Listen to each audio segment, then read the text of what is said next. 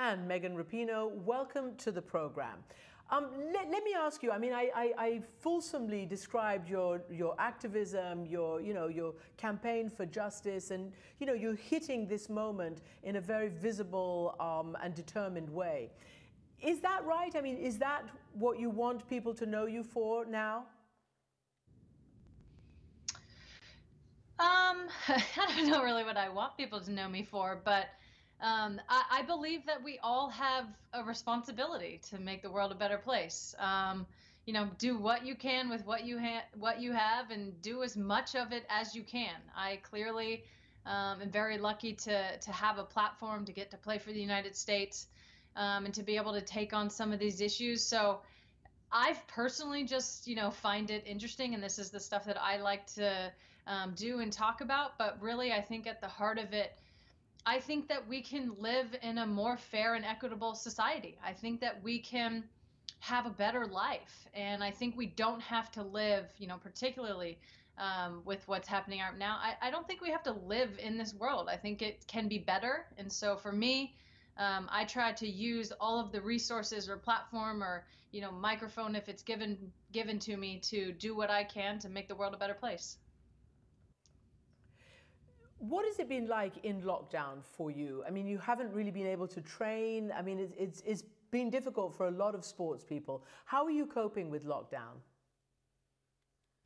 It is very strange. I think pretty much since I went away to college, I've been like on a yearly schedule, and I'm 35 years old now, so someone can do the math on that. I think very early on, I tried to just take the approach of the attitude of like, what can we do? I wasn't going to stress out about not being able to train or play games. That obviously wasn't possible. So, with technology, with the capacity or the platform that I have, what can we do to, make our voice heard or to help out in some way? Sometimes it's providing comedic relief. Sometimes it's speaking up about, the racial injustice and, the protesters in the streets and supporting them. And now the TV show, which I'm very lucky to have. But I think it was just like, nobody can control this moment right now. So how do you make the best of it and just try to stay level-headed through it all? So that's interesting because we're going to play a clip in a second. You have, I mean, the title, as I say, is Seeing America with Megan Rapinoe. In this, at least the first episode, you're joined by the Congresswoman Alexandria Ocasio-Cortez, the Pulitzer Prize-winning journalist Nicole Hannah-Jones, of course, behind the 1619 Project, and comedian Hassan Minhaj. Are they a regular panel for you, or what did you want to get out of them? What did you get out of them? Well, thank you to all three of them. I was very lucky to be able to pull such an incredible panel together. I think what I was trying to get out, and what I'll continue to try to get out no matter who the guests are, is that we all have a responsibility in whatever way we can, and we can be most impactful to make the world a better place, to make it a more fair and equitable place. Obviously, Representative Ocasio-Cortez, she's in politics, she's crafting legislature, she's looking after her district. That's going to be the way that she can be most effective. Nicole Hannah-Jones, obviously a journalist. Hassan Minhaj is a comedian. So how do we all, in our own way, affect the world in a better way? I think sometimes people feel as if they're not a politician or if they're not a full-time activist, then they feel overwhelmed as if there's nothing for them to do. But I think that there's something for everyone to do. So for me, talking to those three who, I said in the show, they're already on the front lines of making change. The way that, Hassan, as a first-generation immigrant, would see the world is something different than the way that I would see the world. And the way that, Nicole Hannah-Jones gave us, the real history of the United States, I think makes people think, okay, well, maybe there's something here that I'm not seeing that can broaden my perspective and can allow me to understand people or the world in a different way. Because ultimately, we all need to do this together. We're all in this together. We don't, live on silos. We're a social animal. And it's going to take everybody working together, hopefully, to bring us to a better place. Let me just play a clip. This is with Congressman Ocasio-Cortez. This is one of the clips we've been given. But to your point, this is where she's talking about a possible tipping point moment. But also, you know, the other way I think you can think about it is that we are, you know, perhaps we are in the downfall of the broken way. This was not built to last.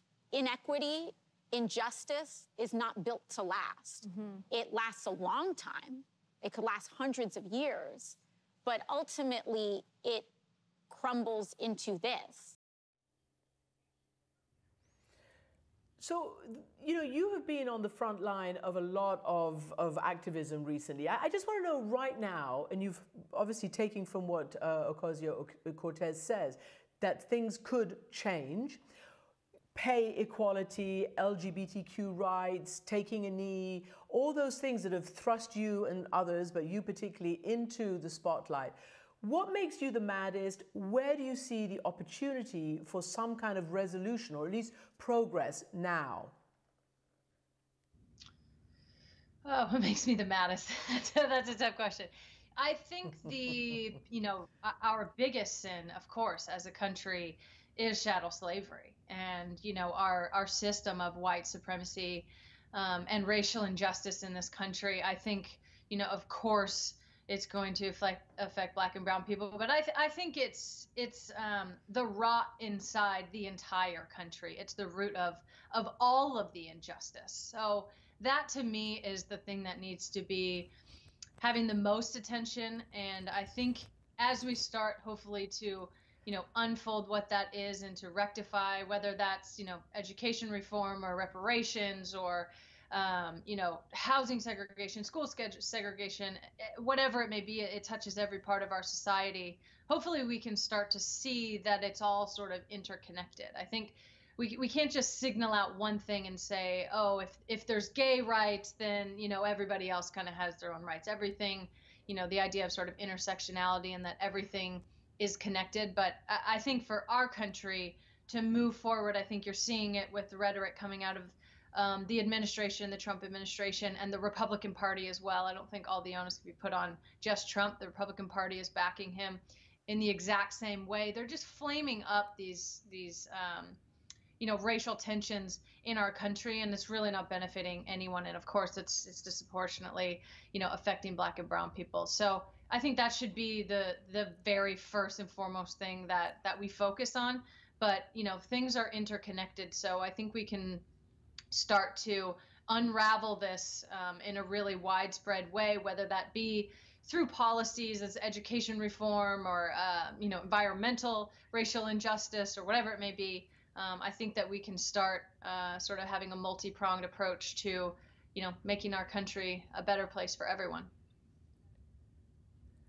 Can I play a little bit of the new Nike ad that you voiced? It's really effective. I mean, it has all different personalities morphing, what if, and the rest. But we've just picked this little clip, and I just want you to talk about it afterwards.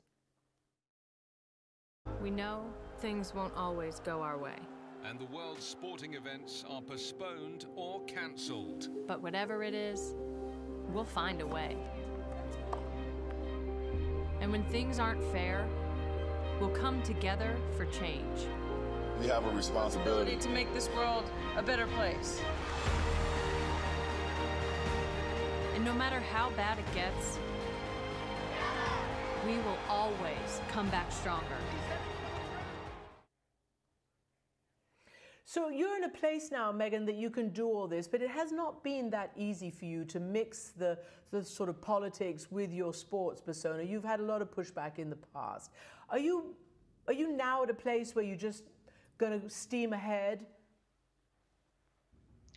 Oh, yeah, absolutely. I mean, it's always been easy for me to mix it. Some people just don't like the cocktail. They're still getting used to it. So I find it very easy. I think that, you know, our world is very dynamic and everybody in it is very dynamic. And so to do a number of different things at one time seems normal. You know, the one thing I love about that ad, you're bringing, obviously, you know, so many different kind of undertones into it, whether it be the pandemic or racial injustice or, you know, the tragic murder of George Floyd and Breonna Taylor and so many others. But I think what I feel like it's saying, what I want to say in that is if we do this together, and if we show up in November, and if we hold, the people who are supposed to be representing us accountable, there is a way forward. We have chosen as a country to live in this kind of society. And we don't have to choose that anymore. We can choose to take care of each other. We can choose education. We can choose healthcare. We can choose to make this world and make our country a more fair and equitable place.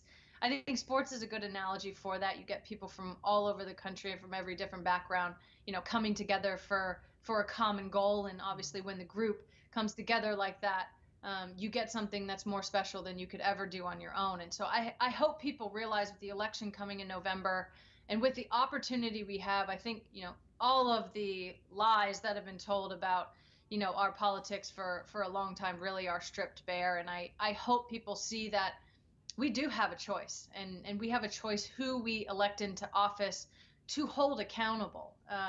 Representative Ocasio-Cortez said that we're not electing our saviors. We're electing the people who we get to hold accountable, who we get to work with, and who we think that can help us shape our country into a better place. And so I hope people feel energized and feel like they not only have a responsibility, but they can be the change maker in the world in a really special way.